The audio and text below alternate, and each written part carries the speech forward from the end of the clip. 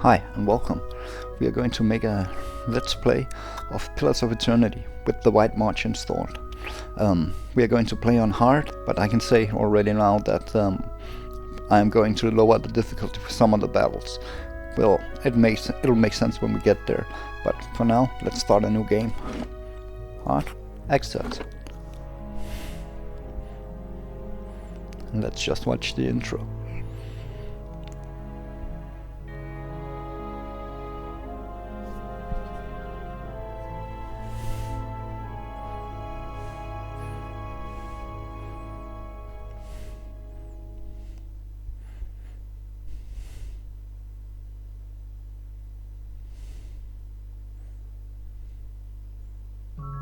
Five wagons grope blindly for the path on a starless night, their master glancing ever upward to the skies for assurance that he is on the right course.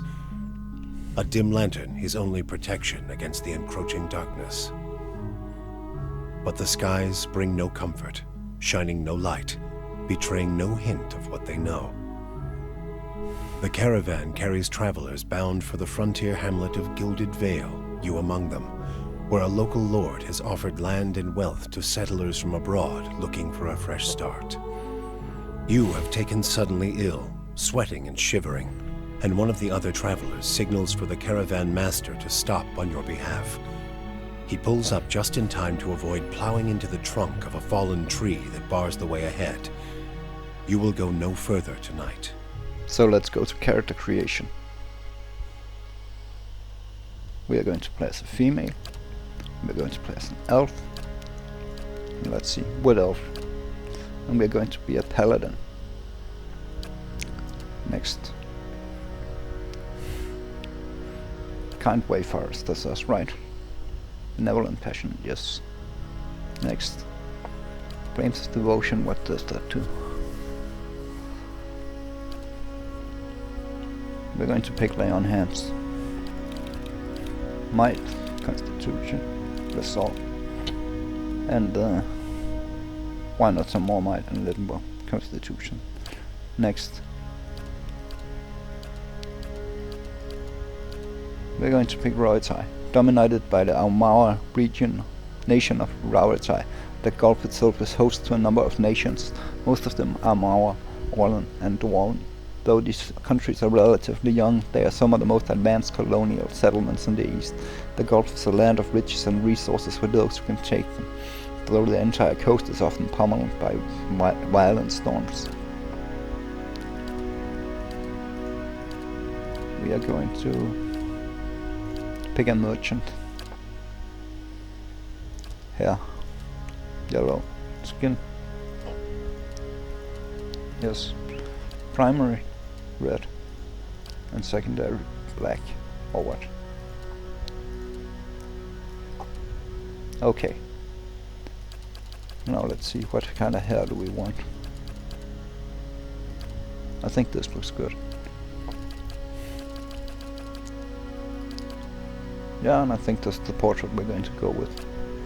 Next. Well, I've got this. Silence surrounds me. Leading the way. Stand together!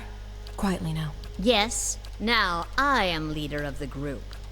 Follow me. Let's go. They'll never know I'm here. Yeah, smooth. Eliara. Accept. Done.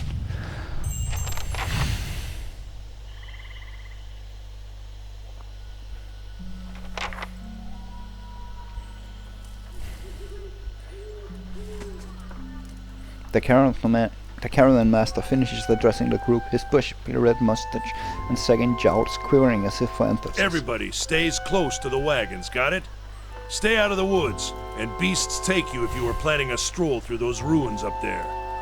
He nods toward a looming black mass on the hillside. Whole area's crawling with hut-dwelling types who'd be happy to stick an axe in you for trespassing.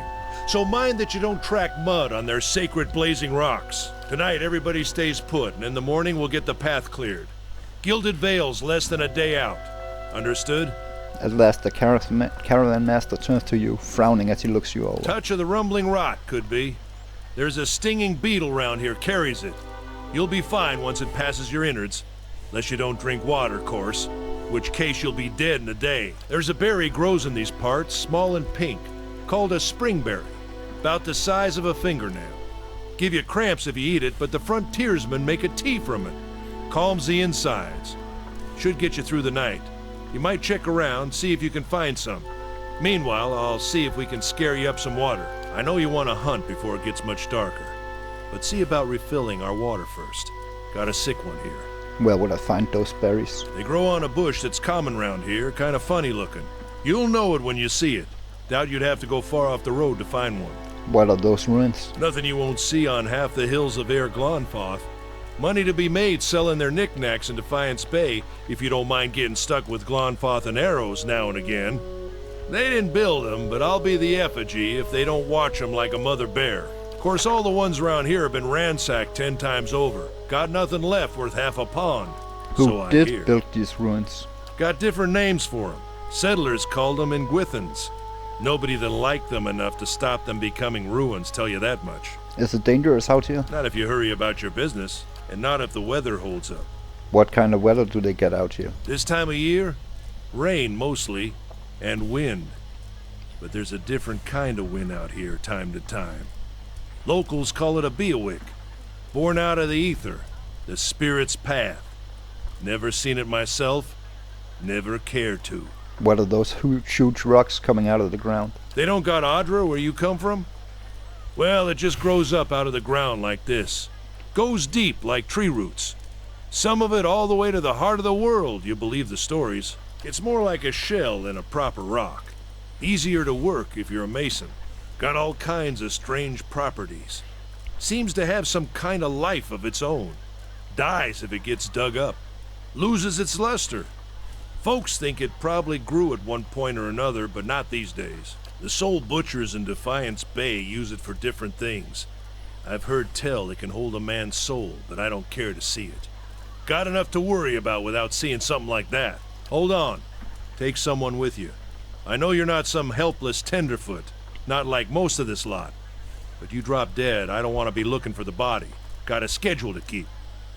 He scans over travelers, resting his eyes at length on a sturdy, armor-clad woman who has spent the journey's night sleeping on uneven ground without blanket or pillow. Kalisha.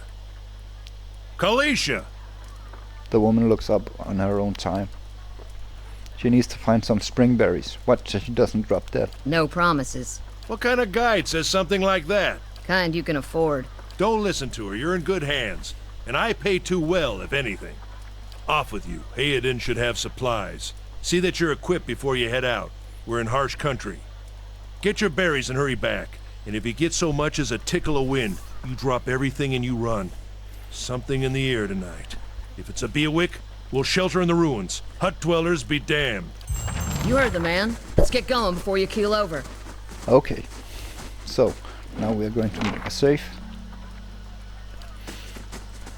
And we are going to call this an episode.